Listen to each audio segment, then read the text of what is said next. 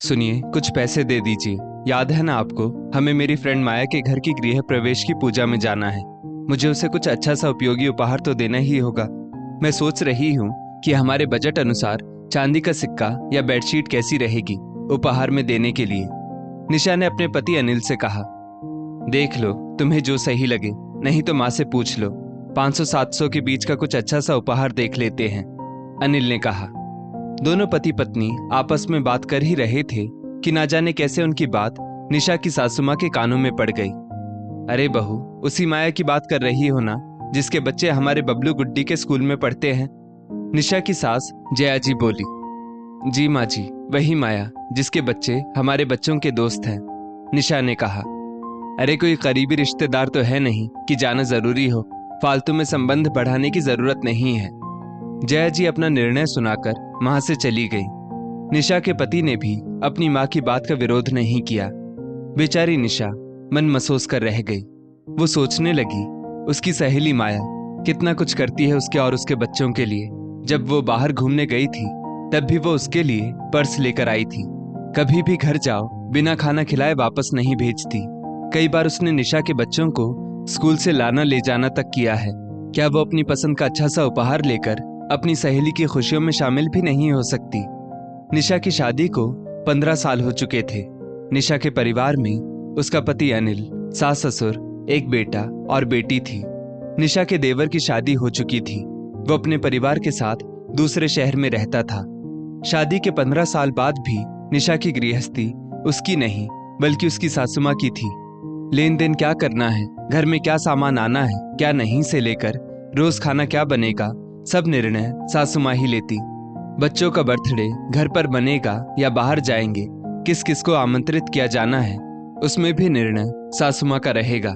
मायके जाते समय निशा के हाथ में कितने पैसे देने हैं, कितने दिन मायके रुकना है, सब निर्णय सासू माँ ही लेती। बस नाम के लिए गृहस्थी बहू की थी, पर निर्णय तो हर जगह सिर्फ सासू माँ का ही चलता। वैसे तो खरीदारी करने हर समय साथ साथ ही चलती, पर इस बार सासू माँ की तबीयत ज्यादा ठंड के कारण कुछ ठीक नहीं थी और उनकी बहन अपने परिवार के साथ उनके घर आने वाली थी। तो उन्होंने निशा और अनिल को ही भेज दिया घर के जरूरी सामान लाने के लिए। निशा वापस आकर एक एक करके सब सामान अपनी सासू माँ को दिखाने लगी। अरे ये कैसी बेडशीट ले आई, रंग भी एकदम फीका और डिजाइन भी कुछ खास नहीं है, इसे वापस कर देना, जया जी ने कहा। पर माँ जी, ये बेडशीट मैं मेरे कमरे के लिए लाई हूँ। मुझे तो इसका रंग, डिजाइन सब पसंद आया और दाम भी सही लगा, निशा ने हिम्मत करके कहा।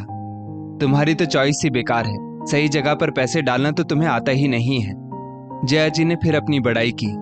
निशा शादी होकर जब ससुराल आई थी तो उसकी सास जया जी ने उससे कहा था, ये तुम्हारा घर है, तुम्हारी गृहस्थी है, अब तुम अपनी गृहस्थी संभालो। पर शादी के 15 साल बाद भी तन मन समय सब लगाने के बाद भी निशा को समझ नहीं आया कि गृहस्थी आखिर है किसकी। निशा को कोई भी काम अपनी समझ से करने की आजादी नहीं थी, जैसे वो अपनी सास के इशारे पर चलने वाली बिना दिल दिमाग की कोई कठपुतली हो। अगर निशा का पति अपनी पत्नी के पक्ष में जरा सा कुछ बोल भी देता तो जया जी तुरंत कहती, कल की आई लड़की ने हमसे हमारा बेटा छीन लिया, उसे जोरू का गुलाम बनाकर रख दिया। उसके बाद निशा के पति ने हर बात पर चुप रहना ही बेहतर समझा। वैसे भी पुरुषों के लिए आसान नहीं होता माँ बाप और बीवी बच्चों में से एक को चुनना। जया जी के अंदर शासन करने की प्रवृत्ति बढ़ती चली गई। बहू के सीधेपन और बेटे के किसी बात में दखल ना देने का लाभ वो उठाती चली गई। एक दिन निशा कहती है, अनिल जी, मेरी भाभी की गोद भराई है। 10 सालों के बाद उन्हें मातृत्व का सुख प्राप्त होने वाला है। मैं उन्हें चांदी की पायल, बिछिया और साड़ी शगुन में देना चाहती हूँ। इस बारे में माँ से बात कर लो, फिर कहीं वो कोई हंगामा न शुरू कर दे। अनिल ने अपनी माँ के स्वभाव से परिचित होते हुए कहा, ठीक है, मैं उन्हें बता दूंगी, पर क्या हम इतना छोटा सा फैसला भी खुद से नहीं ले सकते? निशा ने अपनी सास के सामने गोद भराई में दिए जाने वाले उपहार की बात कही। चांदी की पायल देना चाहती हो? पता भी है चांदी के भाव आसमान छू रहे हैं। मेरे पास एक साड़ी रखी है, अपनी भाभी को वही दे देना। इतना बोलकर जया जी साड़ी लेने चली गई। ये लो साड़ी, यही दे देना। वैसे भी मायके वाले बहन बेटियों से थोड़े ही उपहार लेते हैं। और हाँ, ठंड का मौसम है, एसी की टिकट करवाने की जरूरत नहीं है, स्लीपर क्लास में ही चली जाना। जया जी ने कहा। पर माँ जी, ये वही साड़ी है ना जो आपको बुआ जी ने दी थी और आपको बिल्कुल भी पसंद नहीं आई थी। ये साड़ी मुझे अपनी भाभी को देने के लिए सही नहीं लग रही। मैं चांदी की पायल, बिछिया और एक नई साड़ी ही उन्हें शगुन में दूंगी। निशा ने इस बार आत्मविश्वास के साथ कहा। पति की कमाई उड़ाओगी मायके वालों पर? जया जी फिर बोली। 15 साल की शादी में निशा के लिए ये सब अब बर्दाश्त से बाहर हो रहा था। माँ जी, मेरे पति इतना तो कमा ही लेते हैं कि अपने माँ बाप भाई का करने के साथ साथ मेरे परिवार में मेरा मान भी रख सके। उन्हें कोई परेशानी नहीं है। माँ जी, आप अपने हिसाब से अपनी गृहस्थी चला चुकी हैं, अब मुझे भी मेरी गृहस्थी चलाने दीजिए। हर बात पर अपना हुक्म चलाना बंद कीजिए। बच्चों का जन्मदिन घर पर मनेगा या बाहर, कौन कौन मेहमान आएंगे, खाने में क्या बनेगा, सब पर आपका निर्णय। अरे आप दादी हैं तो मैं भी बच्चों की माँ हूँ, मैं भी अपने मन का कुछ कर सकती हूँ। पति के साथ मुझे किसी कार्यक्रम में जाना चाहिए या नहीं, ये भी निर्णय केवल आपका रहता है। आपके अनुसार तो बहू को अपना दिल, दिमाग, जबान कभी इस्तेमाल ही नहीं करनी चाहिए। किस रंग डिजाइन के कपड़े मुझे पहनने होंगे, ये सब आप डिसाइड करती है, जैसे मेरा अपना कोई वजूद ही नहीं है। अरे मेरी शादी को 2-5 साल नहीं, पूरे 15 साल हो गए हैं। अब तो मुझे कुछ निर्णय अपने हिसाब से लेने दीजिए। पैसों को कहाँ इन्वेस्ट करना चाहिए से लेकर खाने में क्या बनेगा, हर चीज पर आपका ही कंट्रोल है। हम साल में 1-2 बार कभी होटल जाते हैं तो उसमें भी वही चीजें ऑर्डर की जाती हैं जो आपको पसंद है। मैं तो अपनी पसंद का खाना भी ऑर्डर नहीं कर सकती। माँ जी, बदलाव से डरिए मत, मुझे भी घुटन महसूस होती है। मैं संस्कारवश चुप थी, पर अब और बर्दाश्त नहीं होता। याद है आपको 6 साल पहले जब अनिल जी ऑफिस के काम से शहर से बाहर गए थे, गुड्डी को तेज बुखार था जो उतरने का नाम ही नहीं ले रहा था। मैं उसे डॉक्टर के पास ले जाना चाहती थी, पर आपने कहा था हमने भी बच्चे पाले हैं, छोटी छोटी बात पर डॉक्टर के पास ले जाना जरूरी नहीं है।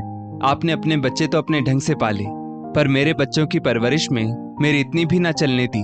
तब भला हो मेरे देवर प्रतीक जी का, उन्होंने तुरंत मुझे और गुड्डी को गाड़ी में बिठाया और डॉक्टर के पास ले गए। डॉक्टर के अनुसार गुड्डी की हालत नाजुक थी, अगर ज्यादा देर की होती तो स्थिति हाथ से निकल जाती।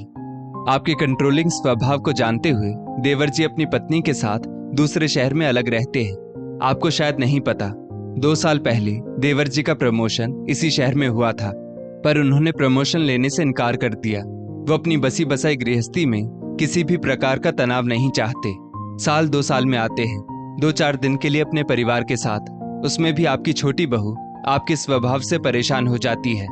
मैं तो पिछले 15 सालों से आपकी तानाशाही बर्दाश्त कर रही हूँ, ये सोचकर कि बुढ़ापे में अब आप लोगों की सेवा कौन करेगा। आज तक मुझे समझ नहीं आया कि गृहस्थी है किसकी। मैं क्या सिर्फ बंधुआ मजदूर हूँ? अगर आपको मेरी गृहस्थी चलाने का इतना ही शौक है तो मैं यहाँ से चली जाती हूँ। आप संभालिए अपनी और अपने बेटे की गृहस्थी, नहीं तो आपको मानना होगा कि मैं भी इस परिवार का महत्वपूर्ण हिस्सा हूँ। मुझे भी मेरी गृहस्थी अपनी तरह से चलाने का हक है। सत्ता का मुंह छोड़ दीजिए, आज निशा ने आत्मविश्वास के साथ कहा। निशा का पति अनिल आज भी मूक दर्शक बना हुआ था। न उसने अपनी माँ की साइड ली और न ही पत्नी की। पर इस घटना के बाद जया जी जरूरत से ज्यादा बहू की गृहस्थी में दखल देने से बचने लगी, क्योंकि अब उनकी बहू भी गलत के खिलाफ आवाज उठाना सीख चुकी थी। दोस्तों, सास ससुर को अपने बेटे बहू की जिंदगी में जरूरत से ज्यादा दखल अंदाजी नहीं करनी चाहिए। अगर बहू को सास ससुर की कोई बात या एक्शन हर्ट करता है तो उस पर शुरुआत से ही खुलकर स्पष्ट शब्दों में बात करें। हेल्दी बाउंड्री सेट कीजिए। इस स्टोरी को लेकर आपकी क्या राय है, नीचे कमेंट करके जरूर बताइएगा। और ऐसी ही और भी बेहतरीन वीडियोस के लिए हमारा पेज जरूर फॉलो करें। धन्यवाद।